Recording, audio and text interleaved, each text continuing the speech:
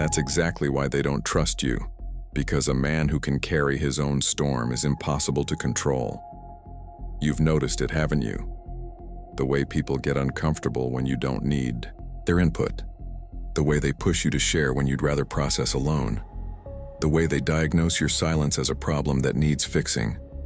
They call it unhealthy, closed off, emotionally unavailable, repressed. But here's what they're actually saying. I can't read you. I can't predict you. I can't control you. And that terrifies them. Because in a world where everyone's performing their emotions, broadcasting their struggles, outsourcing their processing, you're doing something most people can't fathom. You process. You don't perform, and that makes you dangerous. See, the world runs on emotional dependence, on people needing validation, on people requiring constant support, on people who can't sit with their own thoughts for 5 minutes without falling apart. But you can. You can sit with rage and not explode. You can carry grief and still function. You can feel everything and express nothing until you decide it's worth expressing. And to people who've outsourced their emotional regulation to everyone around them, that looks like a superpower they don't possess. So they pathologize it. They call it toxic masculinity. They call it emotional stunting. They call it whatever label makes them feel better about their own dependence. But you know what it actually is. It's strength they'll never understand because they've never had to develop it. You weren't always like this. Nobody chooses to be a silent warrior from the beginning. You were forged, shaped by circumstances that would break the people now judging you. Maybe it was the moment you shared your pain and watched it become gossip. Maybe it was the time you showed vulnerability and it was used as ammunition. Maybe it was growing up in a place where emotions were weapons and silence was survival.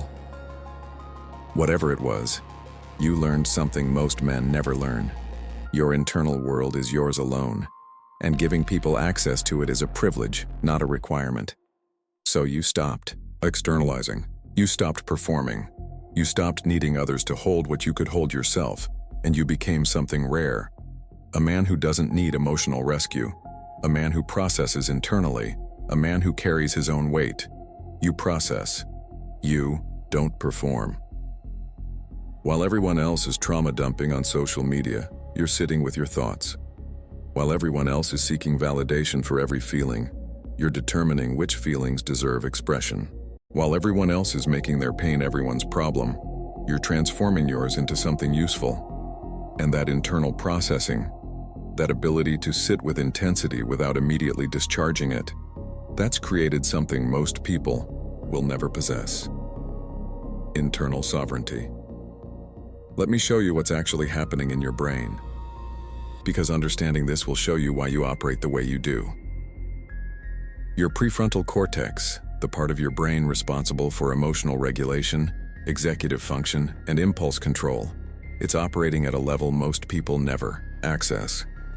While everyone else is immediately externalizing emotions, bypassing their own regulatory systems, your brain is doing the work of processing, integrating, and transforming emotional data into something coherent. You're not suppressing, you're not avoiding, you're regulating. There's a massive difference. Your default mode network, the part of your brain that handles self-reflection and meaning-making, it's active. It's working. It's building an internal narrative that doesn't require external validation. And here's the crucial part. This only works when you're not constantly externalizing. Every time someone immediately shares their emotions, posts about their struggles, seeks validation for their feelings, they're bypassing the very neural pathways that create internal strength. Their brain learns to depend on external processing. Your brain learns to be self-sufficient. Over time, that creates two fundamentally different kinds of men. Men who need others to regulate them, and men who regulate themselves. You process. You don't perform. Pop quiz. When's the last time you felt something intense and your first instinct was to tell someone?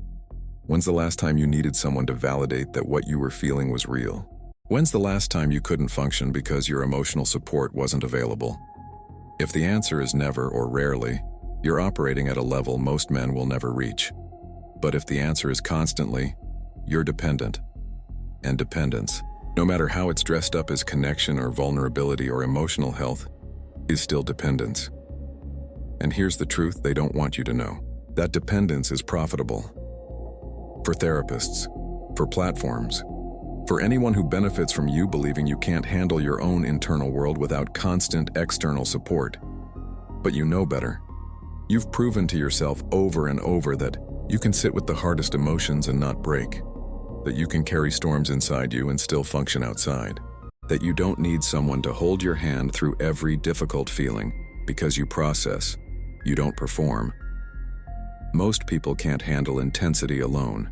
Grief hits, and they need someone immediately. Anger rises, and they need to express it now.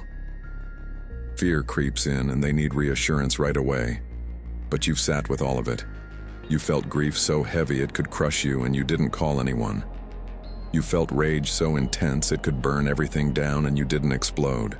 You felt fear so deep it could paralyze you, and you kept moving, not because you don't feel, but because you've learned something they haven't.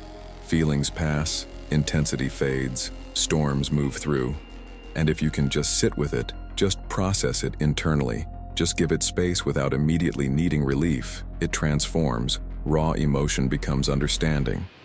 Pain becomes wisdom. Chaos becomes clarity. But only if you don't interrupt the process by immediately externalizing it. Let's kill this myth right now. The myth that internal processing is suppression, that silence is avoidance, that if you're not constantly sharing, you must be bottling things up until you explode. Garbage. You're not suppressing. You're discerning. You're not avoiding. You're processing. You're not bottling up. You're transforming. There's a difference between a man who can't express emotions and a man who chooses not to until expression serves him. There's a difference between suppression and selectivity. There's a difference between emotional unavailability and emotional sovereignty. You feel everything, maybe more than the people who broadcast every feeling. But you've learned that not every emotion needs an audience. Not every pain needs to be shared. Not every internal experience needs external validation. You process. You don't perform. Here's what separates silent warriors from everyone else. When crisis hits, when pressure mounts, when everything falls apart, most people collapse. They need support. They need someone to talk them through it. They need validation that what they're feeling is okay.